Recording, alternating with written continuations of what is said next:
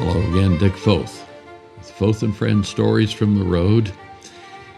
And I want to do this podcast in two parts, really disconnected from each other, but one having to do with the calendar, March, and the other having to do with our continued look at the love chapter in Corinthians, 1 Corinthians 13, on what is love like. But let me just jump into that first part.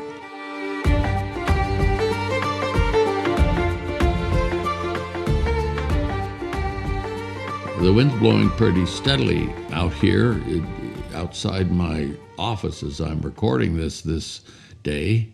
It was probably howling a bit more than that back in the 5th century when an Irish ship beat against the waves along the western coast of Great Britain. And I'm reading some thoughts from a history book. On the far edge of the crumbling Roman Empire, a band of Irish marauders crept into a secluded cove and raided the village of Banavem Taberni. Among the plunder captured by the band of warriors dispatched by Ireland's King Niall, among the hostages was a 16-year-old boy named Succat. Though brought to Ireland against his will, the teenager would go on to become Ireland's patron saint, St. Patrick. This is St. Patrick's Day week, and he may have been a foreigner who arrived in Ireland in the hold of a pagan king's slave ship, but he would become synonymous with the island itself. We don't know much about Patrick, except that he was a young boy, born into a well-to-do family around 386 AD, and grew up along Great Britain's western coast, probably in Wales. And it was part of the Roman Empire at the time. His father, apparently, was a Christian deacon and a minor Roman official, and his grandfather was a priest. The raid that took him away from his home in Wales at 16, not unusual for that time in history. In the early 400s and other times, the Irish were feared for their pirating, their raiding along the western coast of England, Great Britain. And people were enslaved. The young men were taken to herd animals, and the women were taken to serve the people that took them. And so it ended up that Patrick was in Ireland for 6 years, apparently in the north, in County Antrim, and there he herded sheep and learned some of the customs of the people, but his isolation, apparently, encouraged his faith.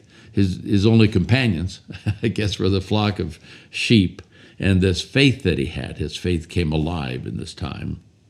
And amid that desolation, his prayer life blossomed, apparently. And he said at some points he prayed up to 100 times a day. And then he goes on in his own biography. It's called the Confessio. About 6 years into his captivity, an angel appeared in a dream and told him, "You have fasted well. Very soon you'll return to your native country." And the angel told him of a ship leaving Ireland, and the young man walked across Ireland, a couple 100 miles of peat bogs and forests, before arriving in a port, possibly in the south toward Wexford, found a cargo ship bound for the European continent. Long story short, he got back home, and his parents really wanted him to stay there.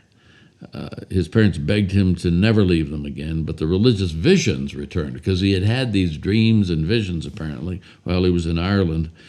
And one time he heard the voice of the Irish call out, "We beg you, holy boy, to come and walk again among us." So after a period of training, he became a deacon around 418, and then in 432 AD, he was consecrated as a bishop and given the name Patricius, which I think means father.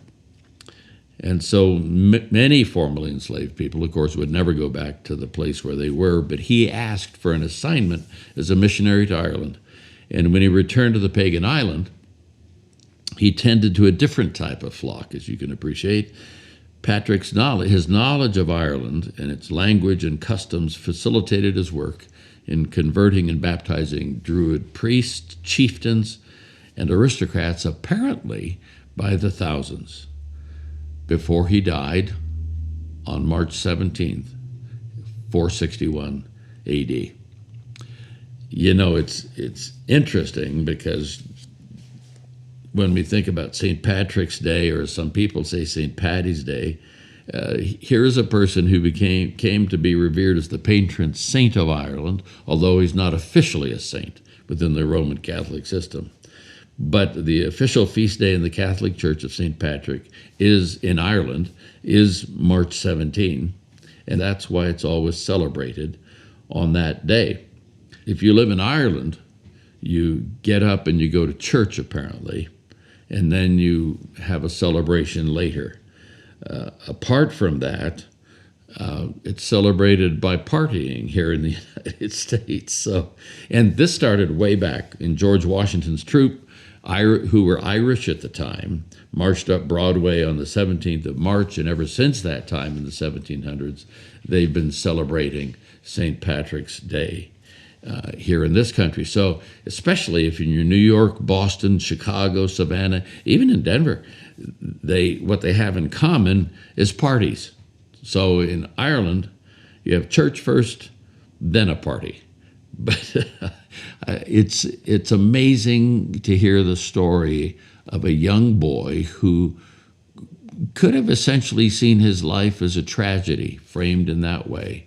But in the midst of his pain and suffering, he is called back to that place, and there were generations of people affected by him during those years. So that is the first part of the podcast. We'll just have a little music. I'll come back with the next part.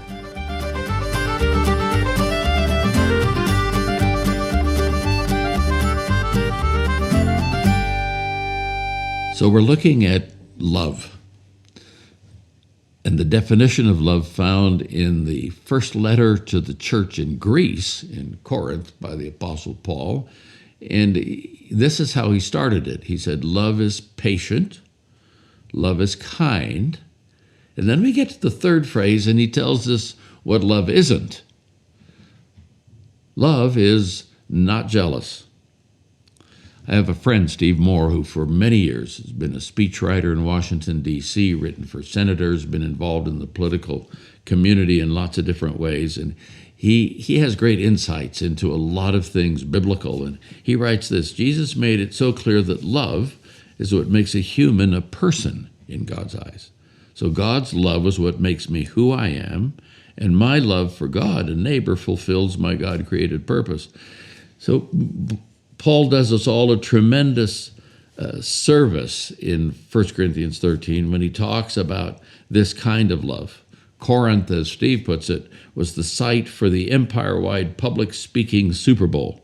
It was a town that appreciated skill in stringing words together in a powerful, memorable way.